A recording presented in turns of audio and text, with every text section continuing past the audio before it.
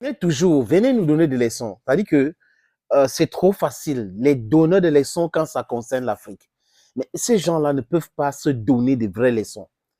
Au début de la guerre en Ukraine, ou les opérations spéciales, c'est comme ça que les Russes appellent ça, les Occidentaux ont dit quoi? L'Ukraine, c'est une démocratie. Nos valeurs, nous sommes en train de défendre nos valeurs. Nous sommes en train de défendre nos valeurs à longueur de journée.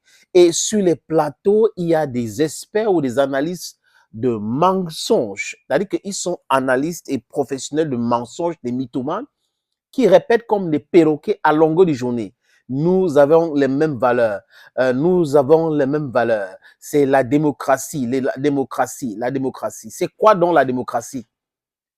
Quels sont les différents éléments qui entrent dans ce mot demos Christus? Les élections. One man, one vote. Depuis le 1er avril, donc lundi dernier là, c'était bon pour Zelensky. Son mandat est arrivé au terme le 1er avril. Zelensky n'a pas organisé les élections.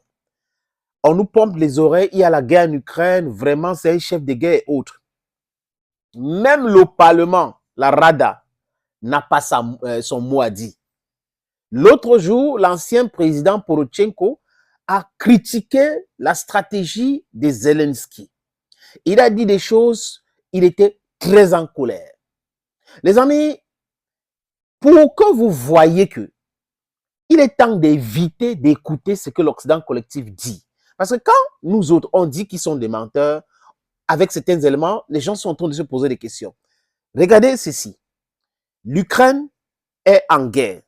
Zelensky n'organise pas les élections. Celui qui est plus populaire que lui a été un limogé dans l'armée, deux envoyé comme diplomate en Angleterre ou au Royaume-Uni. Mais quand ça concerne l'Afrique, c'est là où je viens avec cela. Quand ça concerne l'Afrique, on insiste même dans la moitié du pays d'organiser les élections. Regardez en 2010 ce qui s'est passé en Côte d'Ivoire. Ils ont trompé Laurent Koudou-Gbagbo avec les sondages qui disaient la vérité, mais les gars voulaient bourrer les unes.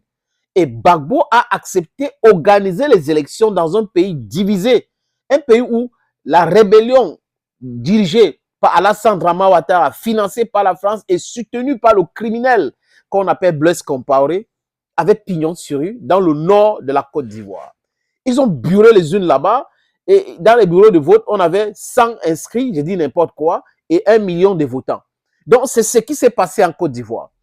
Organiser les élections. Ils ont allé aux élections. On a vu ce qui s'est passé bien après. En Afrique, nous ne devons plus tomber dans ces pièges-là. Ce qui s'est passé en Côte d'Ivoire devrait nous enseigner, les amis. Ça ne doit pas se passer exactement la même histoire, ou la même histoire ne doit pas se produire, les Mépodé d'Adoué, au Niger, au Burkina Faso, ni au Mali. Pourquoi je cite ces trois pays-là? Parce que dans ces trois pays, il y a l'insécurité voulue par les Occidentaux. Ce qu'on appelle djihadistes là, ce qu'on appelle terroristes là, c'est la création de l'Occident collectif pour maintenir l'insécurité et continuer à nous proposer l'aide, soi-disant l'aide pour sécuriser le pays, alors que c'est une façon de continuer le pillage systématique de nos ressources. C'est de ça qu'il est question.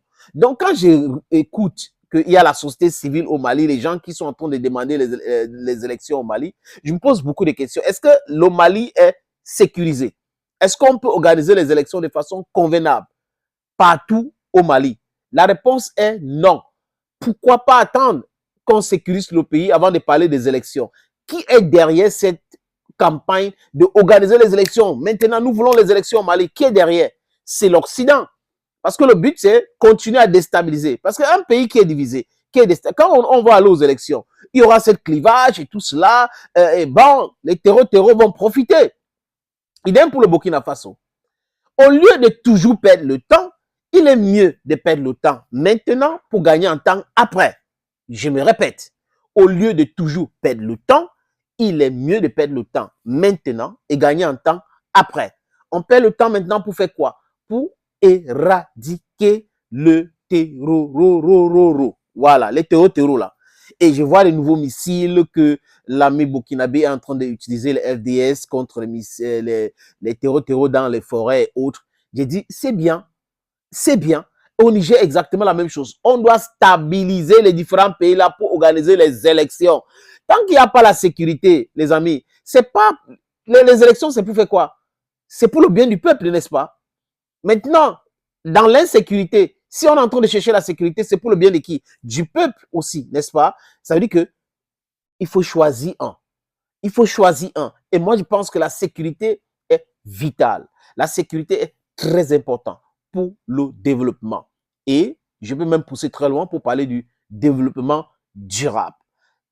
Tant qu'il n'y a pas la sécurité, tout ce qu'on va faire là, les discours et autres, les politiques et politiciens, ou les discours politiques ou les discours politiciens ne servent absolument à rien. Que les Occidentaux, Union européenne, qui passe son temps à mettre la pression que le Mali organise les élections présidentielles, qui passe son temps à mettre la pression que le Burkina Faso organise les élections présidentielles, nous montrent maintenant comment est-ce qu'ils peuvent le faire en Afrique et n'est pas fait en Ukraine. Ils nous montrent clairement cela.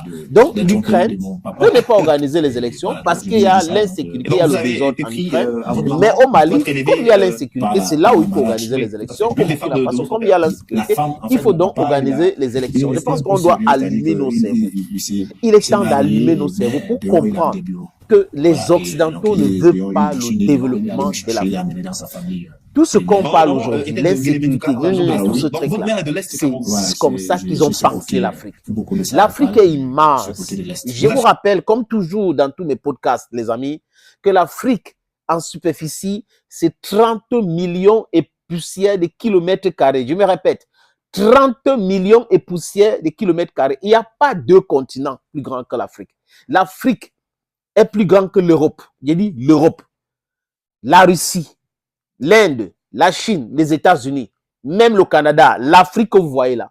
Et en termes de population, d'ici 20 ans, on aura combien? 2 milliards 500 millions d'habitants. Cette puissance démographique et autres ne plaît pas aux Occidentaux. Donc du coup, il faut nous pomper les oreilles, planning familial, contre la polygamie, contre ceci, organiser les élections, l'insécurité. L'Afrique, on doit aider l'Afrique. L'aide à l'Afrique, c'est venir implanter tous les cellules utilisées après pour créer la rébellion, qui porte le nom d'une religion, parce que si on divise les Africains, the religious divide is what they want to use, and they love using it. Muslims this way, Christians this way, enemies this way, others this way, and this insecurity is what they want in Africa, so that we should not develop. They want us to stay underdeveloped. Allumons nos cerveaux pour mieux comprendre comment les Occidentaux fonctionnent. Organiser dans les élections en Ukraine. Zelensky n'est plus président légal de l'Ukraine depuis le 1er avril. Vous allez l'élection en Russie, c'était mal organisé. Organisons donc les élections en Ukraine ensemble. Organisons la communauté dite internationale ou européenne pour voir comment ça va bien se passer là-bas. Vous voyez? Des gens qui disent quelque chose et font le contraire. Et ils disent quelque chose, ils font le contraire, ils pensent qu'on ne voit pas. Thank you, friends, for always watching videos on this platform. Thank you again, and bye-bye for now.